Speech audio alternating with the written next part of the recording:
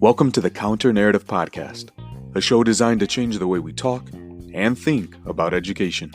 By sharing stories of successes and triumphs, we aim to challenge the dominant narrative that often negatively portrays our disenfranchised populations. I'm your host, Charles Williams, an educator for 15 years, a current school principal in Chicago, and an educational consultant. Let's get started.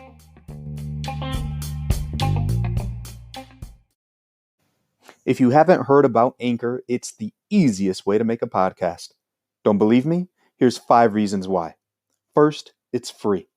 Second, there's creation tools that allow you to record and edit your podcast right from your phone or computer. 3, Anchor will distribute your podcast for you, so it can be heard on Spotify, Apple Podcast, and so many more. 4, you can make money from your podcast with no minimum listenership. And 5, it's everything you need to make a podcast, all in one place. Download the free Anchor app or go to anchor.fm to get started.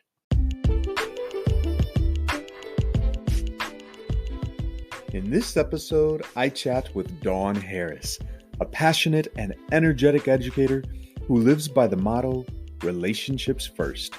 In her roles as a secondary English language arts educator, gifted and talented teacher, and associate professor of teacher education, Dawn continuously strives to bring authentic and engaging learning experiences to students of all ages.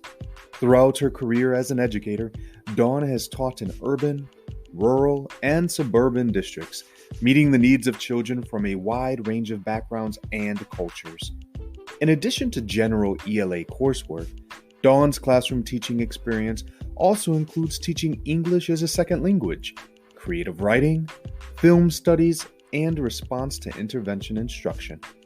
Dawn's professional teaching experiences have been showcased in scholarly journals and at local, regional, national, and even international conferences. Dawn's first book, Plan Like a Pirate, is set to release in 2021. During our conversation, we discussed the power of creating equity committees as we attempt to give students a full educational experience. To do this, however, we must question how racism affects those around us by attempting to understand their perspectives.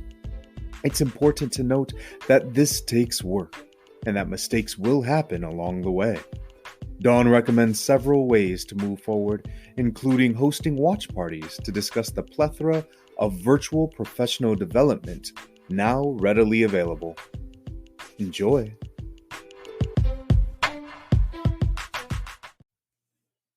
Hello, Dawn, and welcome to the Counter Narrative Podcast. I'm so excited to have you on board. I know that you and I have run in many of the same spaces before, so it's nice to formally connect like this. How are you doing?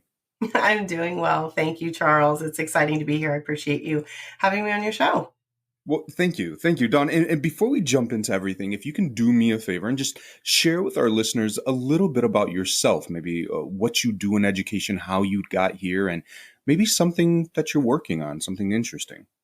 Absolutely. Thanks. Well, first and foremost, I'm a teacher, right? I'm an educator, high school English teacher. I have been for about the last 8 years. I teach gifted students as well as college prep English. I also teach at the university level. I'm an associate professor of teacher education at our local university here at Wright State in the Dayton area. I do consulting work and speaking. I work with schools around the country, talking about different ways that they can develop their teachers so that they can be better in the classroom as it pertains to just daily practices, to anti-racism education.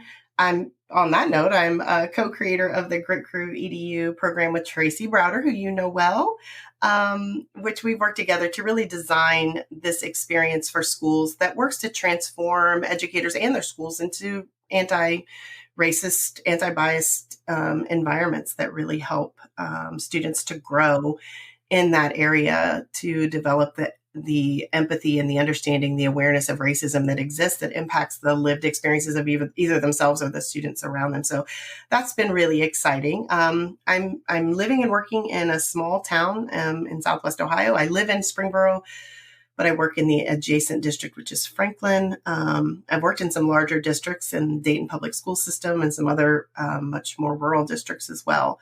But it's just been exciting these last few months, being a part of the group of educators that I have connected with on Twitter, specifically over the last few months. I was on Twitter. I tell the story. I was not really on Twitter, though, until the pandemic hit, and I had to find something to do to really immerse myself kind of in connecting with other people who had a really kind of positive mindset about what was going on, but they were still focused on kids and learning during that time. So I met Tracy Browder there, which was exciting. My book, which will be releasing in 2021, I'm excited about, Playing Like a Pirate. I connected with Dave and Shelley Burgess there. Shelley, Beth, Tracy, and I have been working on the Lead Lab Grit Crew EDU experience, which is the chat that we hold together, the four of us, on Saturday mornings at 10:30 a.m. Eastern Time. And that has been wonderful connecting with that PLN. We have had some just tremendous growth and relationships that have developed out of that experience. It's really gone far beyond a chat. We do all sorts of things together. We've had Zoom meetings and watch parties, and along with our chats, we've connected on other platforms and in other learning experiences outside of the Lead Lab chat on Saturday morning. So it's just been wonderful growing with those folks there, and so that's pretty exciting.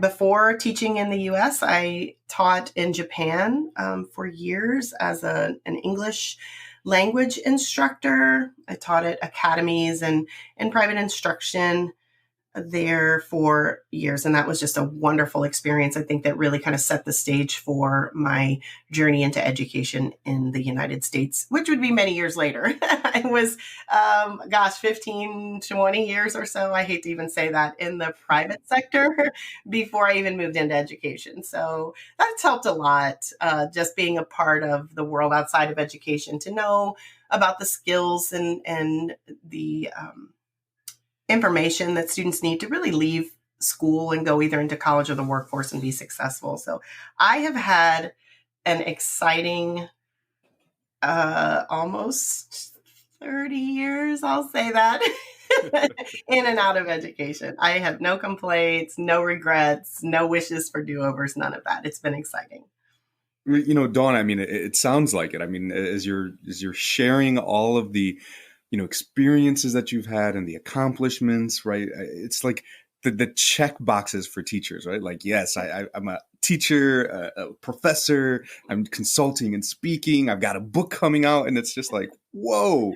Yeah. So I'm sure our listeners are in for a great session here with you. I mean, it sounds like you bring a wealth of knowledge and experience that you can share. And so, I'm curious, because in a lot of conversations lately has really been around this idea of anti-racist work, right? So the biggest question of this show is talking about how have you helped to change the narrative in education? And it sounds like you've done a tremendous amount of work in this area. So maybe if you could pick maybe one or two things, I'm sure there's a plethora of ways that you are helping to change the narrative that currently exists in, our educational system. Thank you. I wouldn't say necessarily, a wealth of what I'm doing, but a wealth of what I see others doing. And I'm so blessed to be able to work with those folks and to be able to help provide some guidance with that work. But specifically as it relates to me and my kind of entry into this work in the space that I'm in now, really began, like I said, with Tracy Browder and our Grit Crew EDU experience, the development of that program, and our work with schools that we're doing to kind of help schools create equity committees that can work within their districts to target specific areas within their schools where they feel like they need the most concentration. We definitely talk about curriculum and how educators can work together to diversify the curriculum, but also do more than diversify it, just to help bring students to the experience of anti-racism through the curriculum. My friend Tracy says, it's more than just putting books in kids' hands, and it truly is. We talk about these windows, mirrors, and glass sliding doors of Rudine.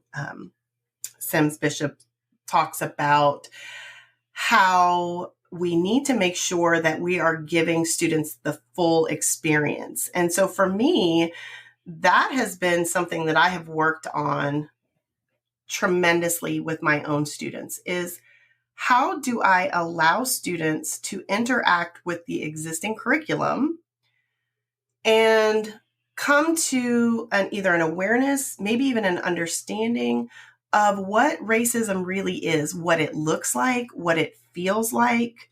I work with a lot of different kinds of students. Obviously, we all do, but the majority of my students are white students, and I think it's important as a Black biracial educator for me to help them understand what it's like really to be like either their peers of color or others in this country who are experiencing the impacts of systemic racism. So I try to look at all that we do through education in our classroom through an anti-racist lens. And the big question is, how does systemic racism affect the lived experiences of others around us?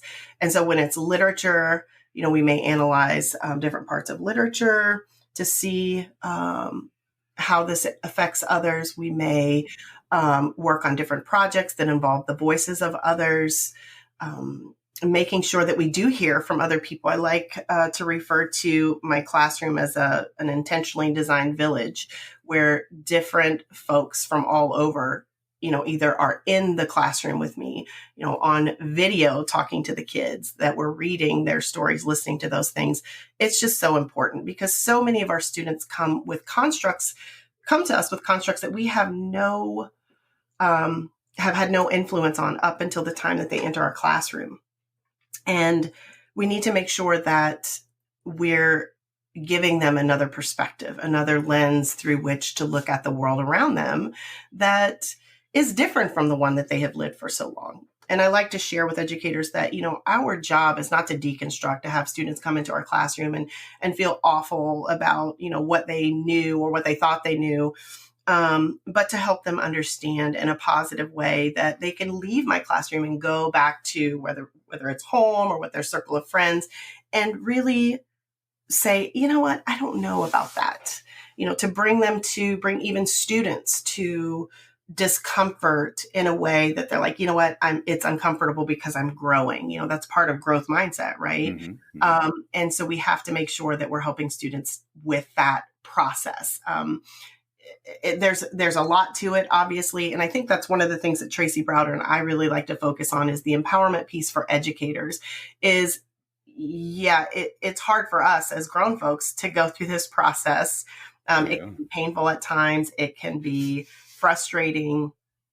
We can feel like we're looking at a setback around every corner, but we have to keep going. And so we need to bring students to that understanding. We're educators. We have the ability to connect with students in such a unique way. And we really need to capitalize on those relationships. They trust us. They believe in us because we know that we love them. They know that we love them and we show up for them every day. And so when we tell them something, they believe us. And that's really where we need to do the most work is looking at that curriculum and figuring out how we can bring students to an understanding of others to develop those skills and empathy and, identifying this kind of, their own identities, shared vocabulary, creating habits that are positive in terms of how we look at and understand others around us. So it's a lot. It's a lot in a day's work when you think about adding that on top of the curriculum that we have to teach, right? Talk about pacing guides, curriculum guides, assessments, benchmarking, and standardized tests. And, every teacher has goals that they have to work towards with their students, data-based goals, but we've got to look at even beyond that. And the really great thing about anti-racism education is that you can do it within the context of the curriculum. It's just got to be an intentional and deliberate act. We have to set about putting together a rich, diverse curriculum for students intentionally. So that's really pretty much where I spend a lot of my time these days. Well, I appreciate it, Dawn. And, I think what's great about this, and maybe this is just my experience, but it seems that oftentimes when we talk about anti-racist education, we're talking about going down this pathway. It's often, how do we incorporate this into urban settings where there are predominantly minority students Mm-hmm. who are the victims, right, of racist policies. And so we're talking about how do we open their eyes to see the things that are happening to them, about the reality of the world in which they live. But I don't often hear the other side of that to say, hey, there's a whole nother group of individuals of saying, you're on the other side of this, right? And if we want to stop this, we can't just continue saying, hey, this is what's happening to you, fight back, push back against this.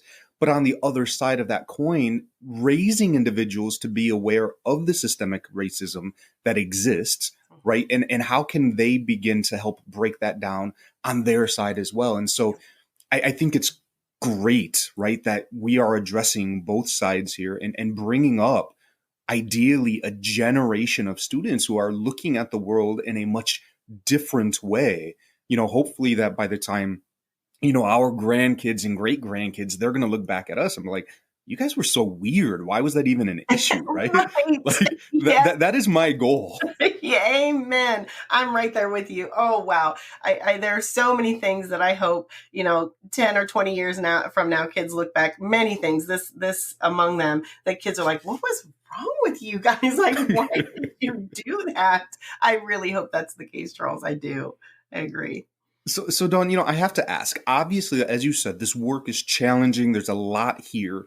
What would you say is maybe one of the biggest obstacles? Maybe there's an educator out there who's listening to you and saying, yes, I want to create anti-racist education in my classroom, even though it may be predominantly white, right? I want to be able to do this. What are some of the obstacles that you have experienced in trying to make this thing become a reality? Yeah, that's a great question, Charles. And I think there are really two things. It's work. You've got to, white or black, or any race for that matter, who's interested in working with students towards creating anti-racist classrooms.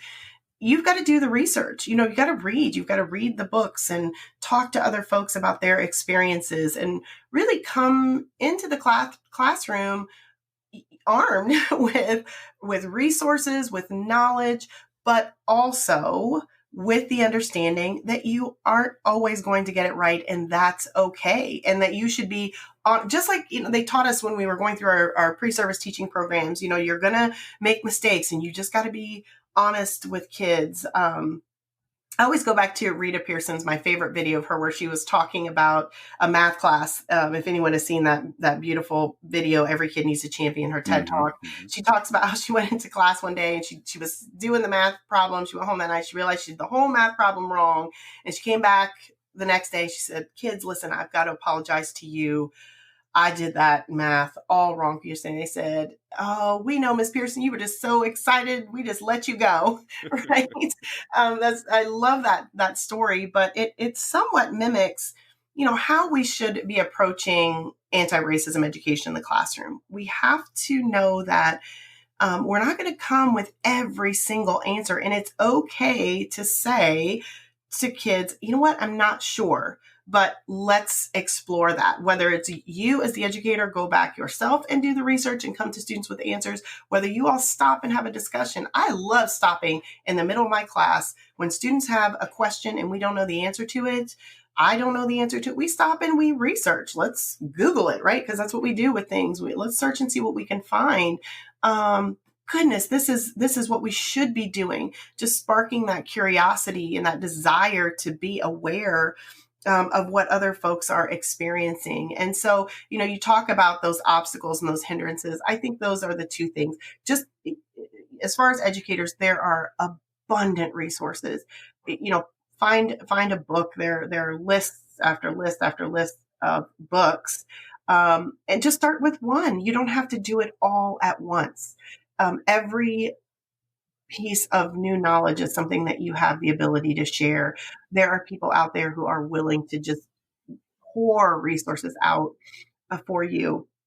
And again, just really knowing that um, there are experts in this field, right? And Mm-hmm. teachers in the classroom, we may not necessarily be those experts, and that's okay. We still have a job to do, and we can do it because we're teachers, and that's what we do. The best way to even learn something, I think, is by teaching it, even when we don't know something fully. The learning that occurs by teaching is amazing, and we just need to be of that mindset. I'm really glad that you made that comment about, like, embrace the idea that mistakes will be made, but do something, right? Many times when we're having these conversations, I hear people who are saying, I want to make sure I get it right? I want to make sure that I go in and I do this thing right. And there's a very thin line, right, between procrastination and preparation, Yes. right? Like, Yes. like you're never going to be absolutely prepared, but jump in and start doing the work. Like, you're going to grow and learn as you go along, but if you just sit around waiting until you're absolutely ready, like, you're never going to be ready, right? Absolutely. And so, Don, I have to ask, clearly there are people, as I'm sure who are listening, who are saying, yes, I believe in this work. I want to do this work, right? And so the idea of doing that research, preparing yourselves, like, and embracing the idea that it's going to be messy, right? Like, in the beginning, but that's okay. What about those on the other side, right? If I have somebody in my building or a colleague of mine who may be pushing back, do you have any tips or idea strategies on ways to maybe open people's eyes or to convince them, this work is essential to what it is that we're trying to do, because, right, it seems to undermine the very values of education. So it's not just because it's important, right? It's literally the foundation of what we're trying to do here. Absolutely. I think that's another excellent question that, as educators and especially administrators, we need to be focusing on sharing the facts, the data, the statistics surrounding the impacts of systemic racism on our students. In fact, you and I were just laughing about how we hope years from now students look back and say, "Oh my goodness, what were you thinking, or what were you doing, or why was school that way? That doesn't make sense." The way that we can have other educators in our buildings, let's say we're talking about teachers in general, is for administrators to share the data. What does the data say about students in our buildings, how they are learning, how they're performing compared to their peers? And the same is true even if you're an administrator in a district where perhaps you don't have as many students of color. Teachers still need to be aware of the impacts of systemic racism on people of color in this country, because the children that they teach right now are going to leave that building someday and go out into the workforce and have a career where they're going to interact with others who may or may not be like them. And they've got to understand that, the lived experiences of those folks, they are, equally responsible for understanding that. So administrators have got to find ways to share stories, bring folks into their buildings who can talk to teachers about the experiences, about the issues, the problems, have them involved in professional development that really can heighten their awareness, so that teachers, because there are teachers just like students whose backgrounds, their culture don't involve experience with many others outside of those who are like themselves. And that is a real obligation that, as school districts, we have to help teachers understand we're teaching students for entry into a global workforce, into a society that embraces, really, it seems like not, but really does embrace more than ever diversity and the ability to connect with others who are unlike ourselves. And if we don't have a teaching workforce that understands and grasps that, we're in big trouble. We need to make sure as administrators, we're bringing in more teachers of color. Administrators, district and building level have got to start looking at what does our teacher population look like? Is it representative of the student population? Is it representative of the community that we live in? And is that good or bad? Right? And then providing those supports, like I said, about getting different types of information in our teachers' hands about the effects of systemic racism, having, hosting book clubs for PD or watch parties in the building, inviting voices in to the building to talk with teachers. And then, it takes a few teachers in a building to get together and commit to change in a building, not even a building, a district. Some of the schools that Tracy and I are working with right now, they have community-based committees that have the voices of parents, the voices of teachers, the voices of students, senior level admin within the district, all need to hear the messaging surrounding the importance of anti-racism education. Dawn, one of those the things that you just mentioned, right? This idea of global, right? And I chuckled to myself because how many mission statements or vision statements include the word global, right? Preparing our students for a global society or whatever it may be. And you're absolutely right. Like, in order for that to happen, we have to extend then beyond our community, right? Beyond the four walls or the walls of the school. We really do. And the idea here, and I just love this takeaway that at least I'm pulling from this, is it is not a you thing, right? This is not a me thing. It is definitely a we thing, yes. Right?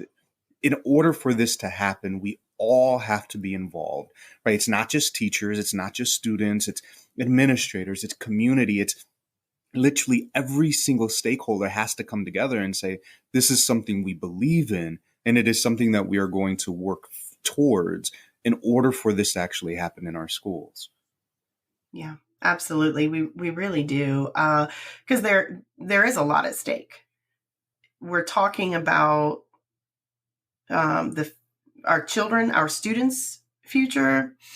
We're talking about the future of our country. We have been up against just so much adversity and controversy and just social and political unrest in the past few months in the midst of a pandemic that has truly heightened disparities in this country related to race, socioeconomic status. We cannot afford, any of us, to just sit idly by and say, anymore, this too shall pass. Because it may pass, but the issues are still going to be there. And how many more times is it going to take for us as a collective body to say, this is enough? And how much work is it going to take? And that's what we need to be invested in, is the commitment to the work that it takes for us to get to the point, Charles, where that future generation does say, oh my gosh, that was so flawed. The way that you thought, the way that you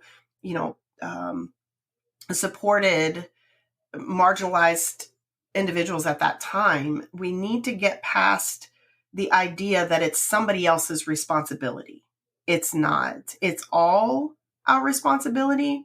And I know there are people out there who are resistant. There are people out there who have not exposed themselves or have chosen to ignore or turn a blind eye to these issues. We have to keep pushing on no matter what, right? We all have our small part to do. You talked about doing something is better than doing nothing. We're going to get to the point eventually where those voices, and this is my wish and my prayer and my hope, is that we get to the point where those voices, the ones that even aren't speaking up, the ones who are, saying, oh no, there is no problem, are an extreme minority, if not obsolete in the future.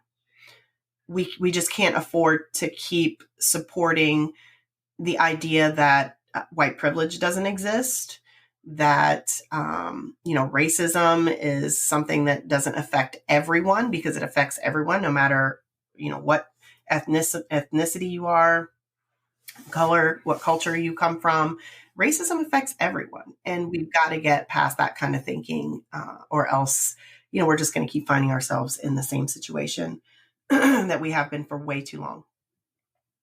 Well, Dawn, I want to say thank you. I mean, you have definitely opened up some avenues of communication. The ideas that you have presented here, I know we continue to talk about them. I know that they permeate the spaces in education.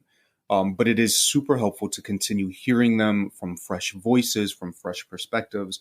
And so I want to say thank you, not only for all of the work that you're doing out there, trying to change the narrative, right? Trying to really bring about this idea of an anti-racist policy, because as you said, it's not just for students of color or people of color. This really impacts everybody, right? Everyone is impacted by racist policies, racist systems.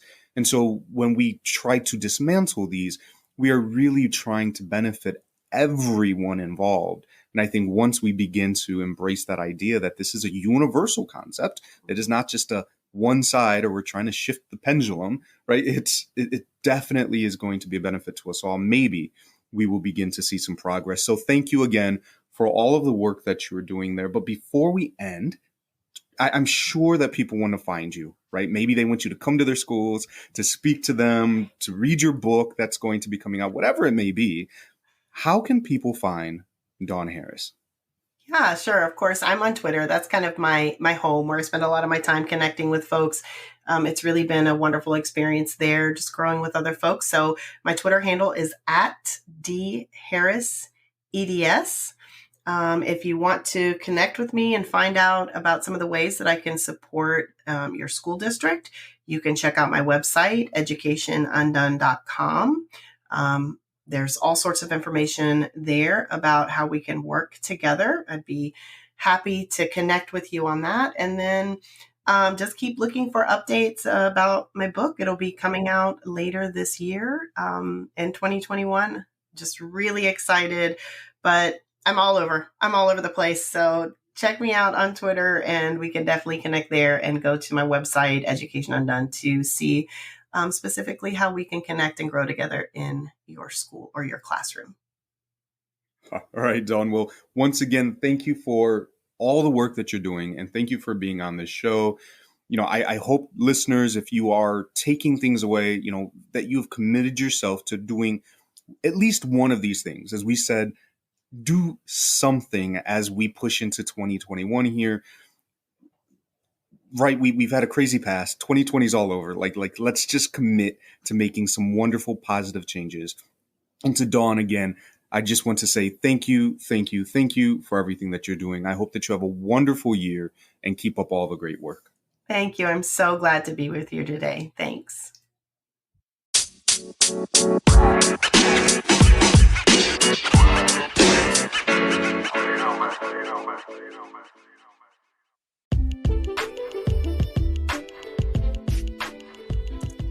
I want to thank you for listening to the Counter Narrative Podcast.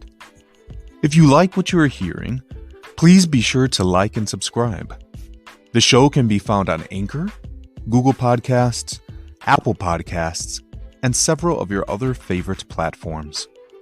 This podcast is also featured on schoolrubric.com, where you can find educational articles, videos, and interviews with educators from around the globe. Be sure to connect with the host and other listeners by following the show on Twitter @the CN Podcast and joining the show's Facebook group. Take care.